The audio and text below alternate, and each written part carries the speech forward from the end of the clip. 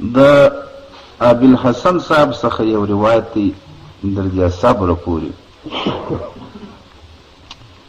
دی وایي زه یو وخت حج ته ولاړم نو پخوا خو پر حج باندې به هم چې خلک راتله داسې رش و زیادت خو نو نه و. پر هغه عین موسم به تقریبا اوس د عمرې قدر خلک رانه و. نو دی وخت به راغللی چې یو سړي به طواف کاوی، دی وخت به راغلی چې 2 کسانو به کاوی، دی وخت به راغلی چې 3 کسانو به کاوی. داسې اوقات وه. نو دی وایي زه طواف پر مکه مکرمه باندې کوم، یوه ښځه هم دې طواف ته راولوېده. قد اغدا حسن وجهها، چې دا د مخ لمبې یې پر مځکه باندې مشلي، یو داسې ښایست، یو داسې نور پروردګار و دې ته ولر ورکړی او په داسې جودت و جیادت سره دا طواف کوي او داسې د لبیک اللهم لبیک کلمې وایي چې دی وایي زه پر دې خپل ځان پورې اریان کړم. داسې په خوشحالي و، په یو ښه صوت و، په یو ښه اواز و، په یو ښه چالاکي سره په دې طواف کېدل.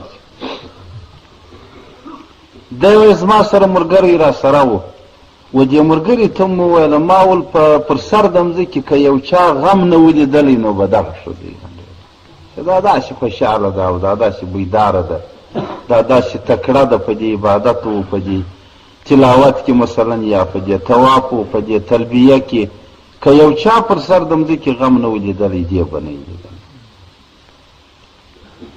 نو باره وایي طواف مو وکړئ چې زه د طوافه ستلمه دا مخ ته راته ودرېدل. باره ول صاحب تا څه وویله؟ ول ما ورته ما دغسې کلمه وویله، ما ورته پر سر د مځکې که یو چا غم نه ولیدلی هغه به دغه یې لکه دغه ښځه. دې څه راته وویله؟ ول والله اني لوثیقة بالاحزان، ول زما دې په ذاته خدای قسم وي چې زه په غمو کې غوټه یم در سره لاندې. زه بیا دا وایم چې زما غم به چا نه یې لیدلی پر سر د مځکې زه داسې غمجن نه یم، زه داسې خوږمن یم، زه داسې ټوک ټوک ریزه ریزه یم. نو ما ورته وویل څنګه ده؟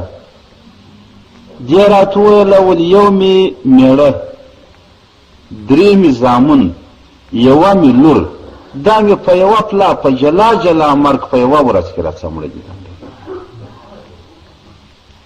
دا په یوه پلا په یوه ورځ په جلا جلا مرګو زما د کوره سفیدې ور جنازې وتلي دي، زه په داسې غم کې لګیا یم. نو ما ورته ویل دا څنګه پېښه شوله؟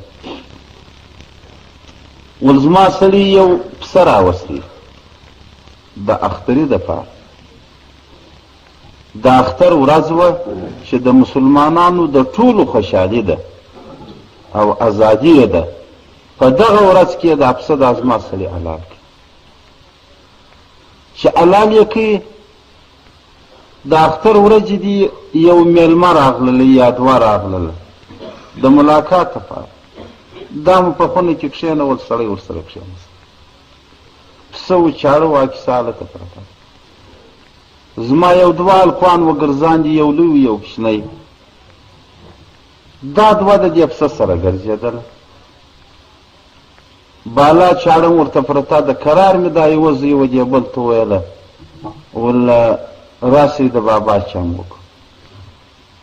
بل ورته ول راسئ. قرار یې دا یو غذا